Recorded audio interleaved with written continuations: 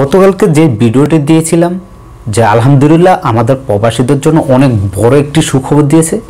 Saudi সরকার এই 2024 সালের শেষের দিকে সাধারণ ক্ষমার আওতায় এসে আমাদের প্রবাসীদের জন্য যারা টার্মিনেটপ্রাপ্ত হুরুপ এসেছে তাদের জন্য একটি সুখবর দিয়েছেন। সেই ভিডিওতে অনেকেই কমেন্ট করতেছেন বা আমার পাসপোর্টের হুরুপ বা বর্ডার নাম্বারের হুরুপ আমি কি এই সুযোগ পাবো কিনা, বা আমার মালিক আমাকে হুরুপ দেওয়ার পর আমি খুরুজ লাগিয়েছিলাম, খুরুজ লাগিয়ে আমি দেশে যাই না, আমি কি এই সুযোগগুলো পাবো কিনা, ভাই আমি নতুন আসছি, 1 বছর হয় না, আমার মালিক এর আগে আমাকে টার্মিনেট করছে, এখন আমি কি এই হুরুপ তুলে কপাল হতে পারবো কিনা। বা অনেকেই আমাকে স্ক্রিনশট পাঠাচ্ছেন যে ভাই আমার তো হুরুপ উঠে নাই সিস্টেমে।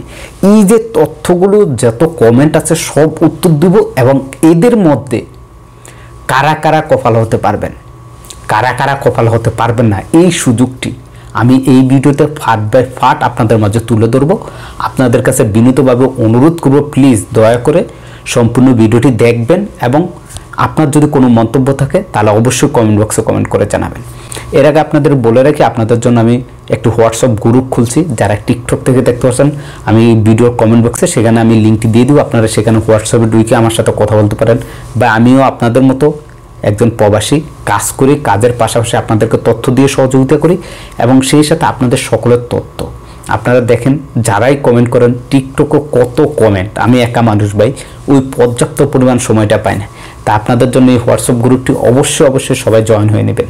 তারা এখন আমাদের পরিবারের সদস্য হন নাই, অবশ্যই আমাদের পরিবারের সদস্য হয়ে নেবেন। যেই বিষয়টি অনেকেই জানতে চাচ্ছেন, অনেকেই বলছেন যে ভাই আমি যদি এখন এই সুযোগের মধ্যে এক্সিট লাগিয়ে আমি দেশে চলে যাই, সেই ক্ষেত্রে আমি নতুন বিষয় আসতে পারবো কিনা। দেখেন সৌদি সরকারের নিয়ম অনুসারে যে আপনার কাছে 60 দিন মেয়াদ থাকে, এই 60 দিনের মধ্যে আপনি যদি দেশে চলে যান টার্মিনেট অবস্থায়, টার্মিনেট করে যে 60 দিন দেশে চলে যান, সেক্ষেত্রে আপনি আবার নতুন বিষয় আসতে পারবেন। তাহলে এখন যেহেতু আপনাদেরকে একটি সুযোগ দিয়েছে, সেই 60 দিন পুনরুদ্ধি করে দিয়েছে, সেক্ষেত্রে আমি 50-50 চান্স আপনাদেরকে বলে দিচ্ছি, কেননা এই বিষয়ে এখনও বিস্তারিত আসে না। 50-50 চান্স অর্থাৎ 50% চান্স আপনি দেশে গেলে আসতে পারেন, আবার আসতে পারবেন না। আশা করি ভাই ক্লিয়ার। পরে আবার ভিডিও দেখে ভাই আমার গালাগালি করবেন না, ভাই বলবেন ভাই আপনি বলছেন আমি গেলে আসতে পারবো, আপনার জন্য আমি গিয়েছি, এগুলো বলে কোনো লাভ হবে না। যেটা সঠিক আমি আপনাদের মাঝে সেই তথ্যটা তুলে ধরার চেষ্টা করি। কি নক দিতেছেন যে ভাই আমার তো এখনও হুরুপ দেখাচ্ছে, আপনারা বললেন সরকার সাধারণ ক্ষমা ঘোষণা করে দিয়েছে, কিন্তু আমার টার্মিনেট হুরুপ এখনও অনলাইনে দেখাচ্ছে। ভাই দেখুন, আপনার এটা সব সময় দেখাবে, সব সময় এখানে আপনার অ্যাবসেন্ট ফর ওয়ার্ক দেখাবে। এই অ্যাবসেন্ট ফর ওয়ার্কটা কখন চলে যাবে, যখন আপনি তলব দিবেন, তলব অ্যাকসেপ্ট করবেন, করার সাথে সাথে দেখবেন আপনার অ্যাবসেন্ট ফর ওয়ার্ক এখানে আর লেখা দেখাবে না। যতক্ষণ পর্যন্ত অন্য কোথাও আপনি কপালা না হবেন ততক্ষণ পর্যন্ত অ্যাবসেন্ট ফর ওয়ার্ক এটা দেখাবি। এটা শুধুমাত্র বলতেছি যারা টার্মিনেট খাওয়ার পর হুরুপ এসছে তাদের, এবং তারা বলতেছেন কি আপনারা কপালা হতে পারবেন কিনা। দেখেন এই যে সাধারণ ক্ষমা ঘোষণাটা এইখানে দেখেন, আরবিটা দেখেন, তারপরে ইংলিশটা দেখেন স্ক্রিনে, এখানে বলা হয়েছে যাদেরকে টার্মিনেট করা হয়েছে এবং তাদেরকে নির্দিষ্ট পরিমাণ অর্থাৎ যে 60 দিন সময় দেওয়া হয়েছে, এই 60 দিন ওভার হয়ে গেছে, আপনি কপালও হন নাই বা আপনার দেশও আপনি যান নাই। যার পরিপ্রেক্ষিতে তারা এখানে বলা হয়েছে যে গতকালকে 1 ডিসেম্বর থেকে 29 জানুয়ারি অর্থাৎ 2025 সালের 29 তারিখ পর্যন্ত আপনাদেরকে একটি নতুন সময়সীমা বেঁধে দিয়েছে, আরও 60 দিন একটি সময় দিয়েছে। এই 60 দিনের মধ্যে আপনারা কোথায় থেকে তলব দিয়ে কপাল হয়ে যেতে পারবেন, এবং যদি আপনি চান যে আপনি দেশে চলে যেতেন সেক্ষেত্রে আপনি দেশেও চলে যেতে পারবেন।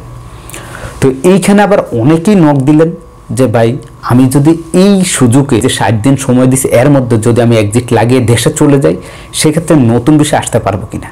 তো সেটাও বলবো, আগে কমেন্টগুলোর অ্যান্সার একে একে করে দিয়ে নিই। প্রথমত বলে দিলাম যে অ্যাবসেন্ট ফর ওয়ার্ক এটা দেখাবে, কপাল হতে হবে, এটা চলে যাবে। দ্বিতীয়ত যাদের টার্মিনেটের পরে হুরুপ চলে আসছে তারাও কপাল হতে পারবেন, কোনো সমস্যা নেই, আপনি তলব দেন কপাল হতে পারবেন। 3 নম্বরের যে কোশ্চেনটি, 3 নম্বরে বলেন যে ভাই পাসপোর্ট হুরুপ বা বর্ডার নাম্বার হুরুপ, আপনাদের জন্য আমি বিনীতভাবে অনুরোধ করে বলতেছি আমি সত্যি দুঃখিত, কেননা এই নিউজটিতে আপনাদের কথা বলা হয় নাই। এখানে শুধুমাত্র যাদেরকে টার্মিনেট করা হয়েছে তাদের কথা বলা হয়েছে। কমেন্ট করছেন যে ভাই আমার মালিক যখন আমাকে টার্মিনেট করছিল, টার্মিনেট করার পর আমি এক্সিট লাগিয়ে নিয়েছি, অর্থাৎ খুরুজ লাগিয়ে নিয়েছি, এখন আমি কি এই সুযোগের আওতা পাবো কিনা। দেখেন, আমি আপনাকে উত্তর দিয়ে দিয়েছি, যেহেতু আপনি খুরুজ লাগিয়ে নিয়েছেন, অর্থাৎ এক্সিট লাগিয়ে নিয়েছেন বা ফাইনাল এক্সিট লাগিয়ে নিয়েছেন, আপনি 60 দিনের মধ্যে আপনি দেশে যান নাই, আপনার ওই এক্সিটের মেয়াদ শেষ হয়ে গেছে, সেই ক্ষেত্রে আপনি এই সুযোগটি পাবেন না। অর্থাৎ যারাই টার্মিনেটের পর এক্সিট লাগিয়েছেন তারা এই সুযোগটি পাবেন না। শুধুমাত্র টার্মিনেটের পর যাদের হুরুফ আছে তারা এই সুযোগটি পাবেন, বা যাদের টার্মিনেটের মেয়াদ শেষ হয়ে যাবে এই 2 মাসের মধ্যে।